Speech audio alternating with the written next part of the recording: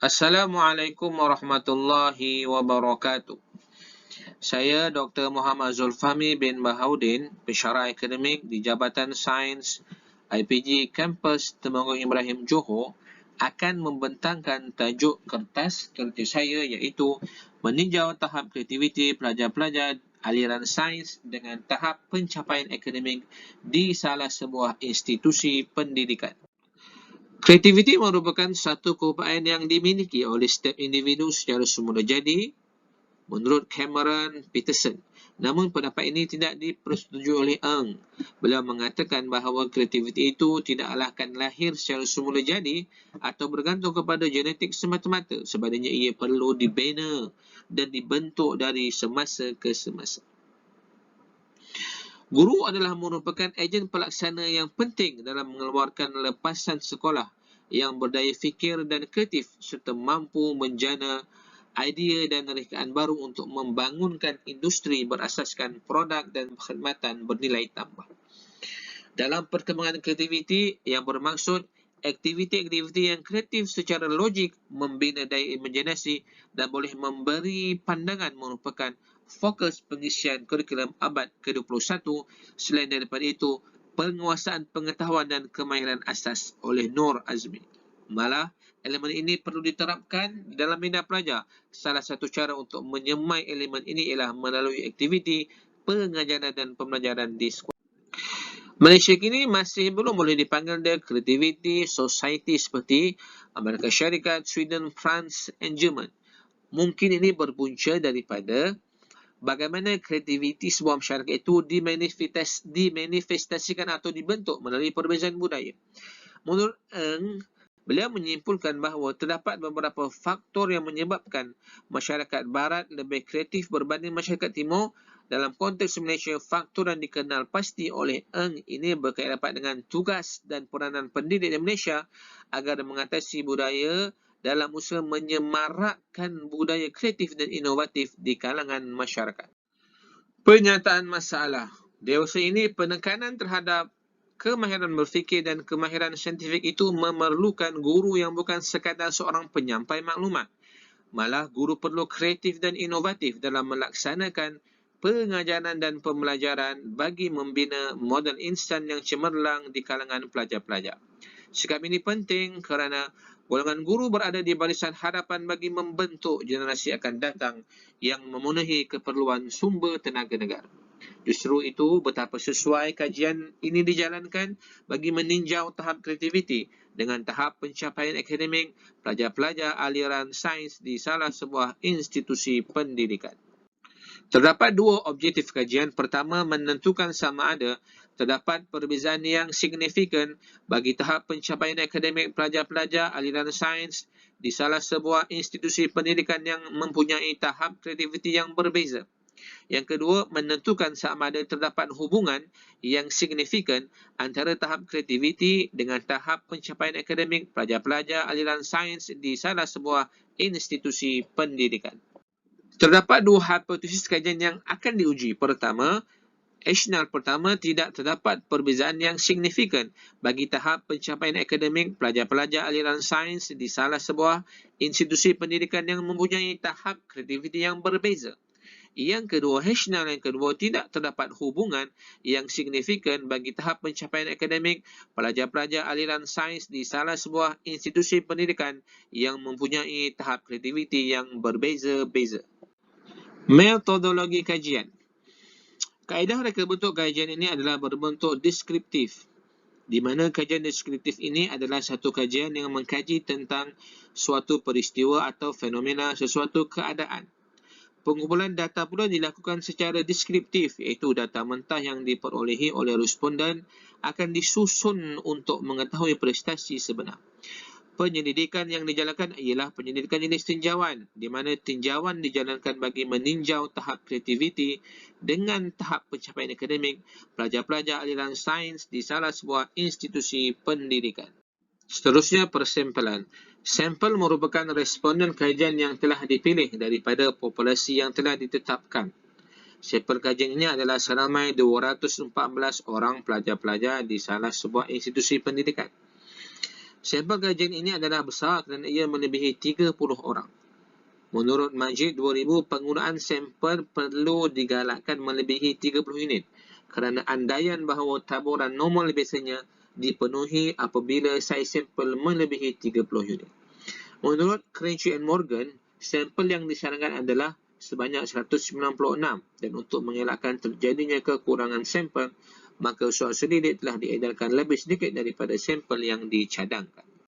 Seterusnya, instrumen kajian. Instrumen kajian ini adalah satu set soal selidik di mana item-item pada bahagian tahap kreativiti pelajar telah diambil daripada kajian Torrance and Guilford, di mana instrumen ini mempunyai dua bahagian yang berasingan. Bahagian A dibina bagi mendapatkan maklumat mengenai demografi, manakala bahagian B dibina bagi mendapatkan maklumat mengenai tahap kreativiti pelajar, dan soalan bahagian ini adalah berbentuk subjektif.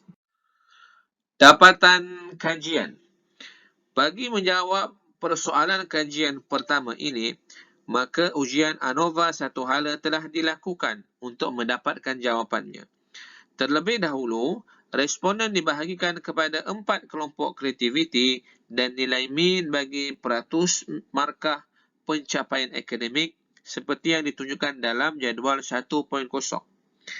Merujuk kepada jadual 1.0, terdapat perbezaan peratusan min pencapaian akademik mengikut kelompok kreativiti. Maka, untuk mengetahui perbezaan ini adalah signifikan ataupun tidak, maka ujian ANOVA satu hala telah dilakukan. Seterusnya, merujuk kepada jadual 2.0, iaitu ujian ANOVA satu hala bagi tahap kreativiti merentasi pencapaian akademik.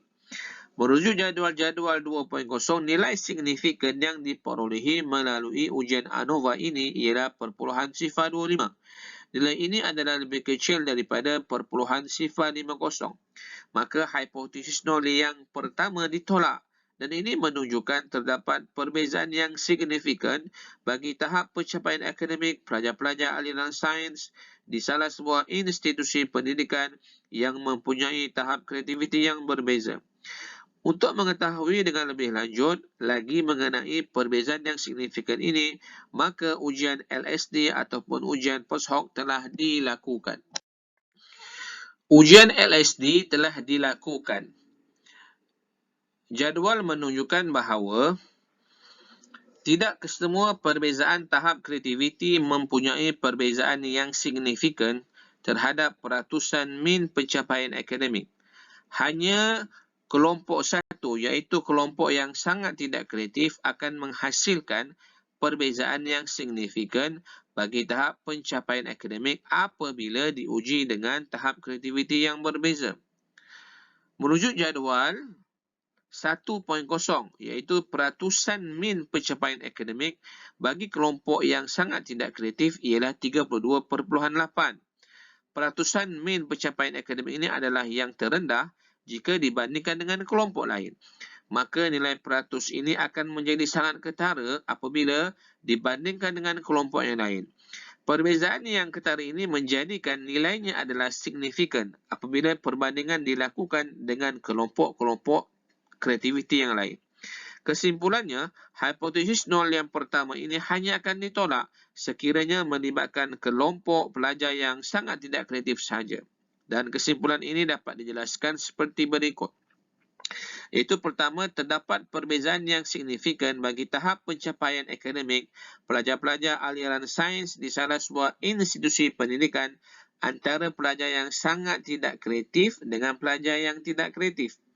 Seterusnya, terdapat perbezaan yang signifikan bagi tahap pencapaian akademik pelajar-pelajar aliran sains di salah sebuah institusi pendidikan antara pelajar yang sangat tidak kreatif dengan pelajar yang kreatif. Dan yang terakhir, terdapat perbezaan yang signifikan bagi tahap pencapaian akademik pelajar-pelajar aliran sains di salah sebuah institusi pendidikan antara pelajar yang sangat tidak kreatif dengan pelajar yang sangat kreatif. Bagi kelompok selain di atas ini, perbezaannya adalah tidak signifikan. Ini menunjukkan tidak terdapat perbezaan yang signifikan bagi pencapaian akademik pelajar-pelajar aliran sains di salah sebuah institusi pendidikan terhadap tahap kreativiti yang berlainan selain daripada kesimpulan yang dinyatakan. Bagi menjawab persoalan kajian yang kedua, apakah terdapat hubungan yang signifikan bagi tahap pencapaian akademik pelajar-pelajar aliran sains di salah sebuah institusi pendidikan yang mempunyai tahap kreativiti yang berbeza?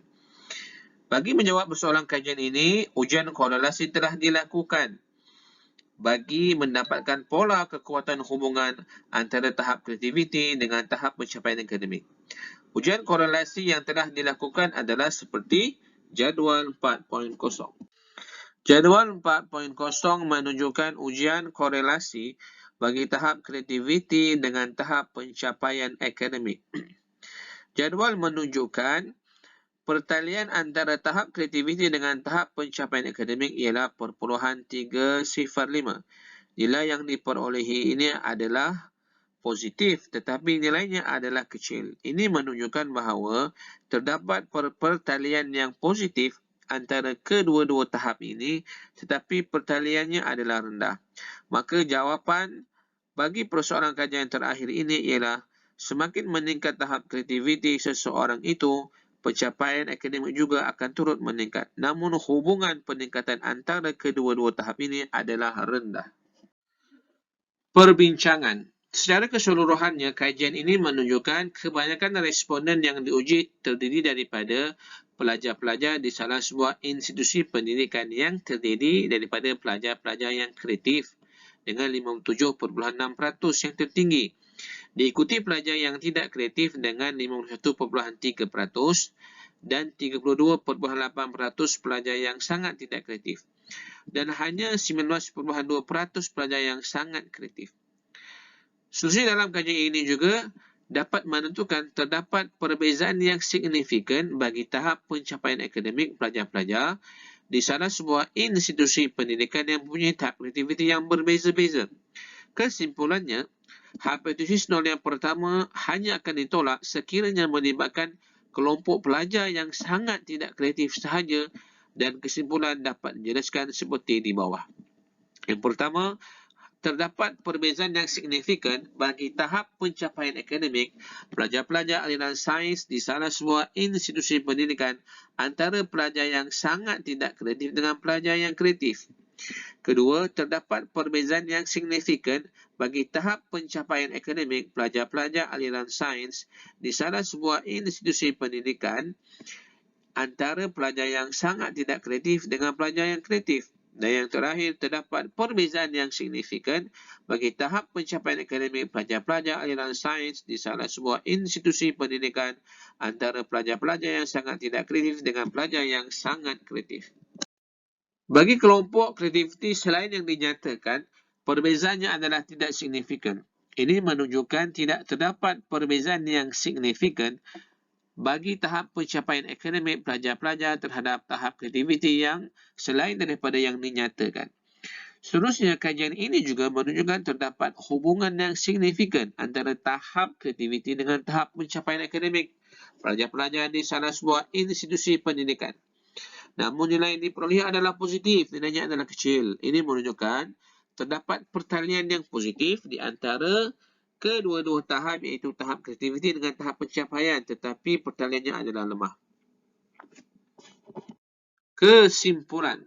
Terdapat beberapa cadangan yang boleh dilaksanakan bagi melahirkan pelajar-pelajar yang berfikiran kreatif dan sekaligus dapat meningkatkan pencapaian sains yang melibatkan elemen KBKK. Yang pertama, menjadikan kemahiran berfikir secara kreatif sebagai asas dalam memperolehi ilmu dan kemahiran. Ini akan melengkapkan individu dengan ilmu, kemahiran serta pengalaman dalam menangani cabaran dan masalah dalam kehidupan seharian. Seterusnya, pelajar harus dilatih untuk menggunakan segala kemahiran dan pengetahuan yang dipelajari dengan kreatif. Sekian, terima kasih.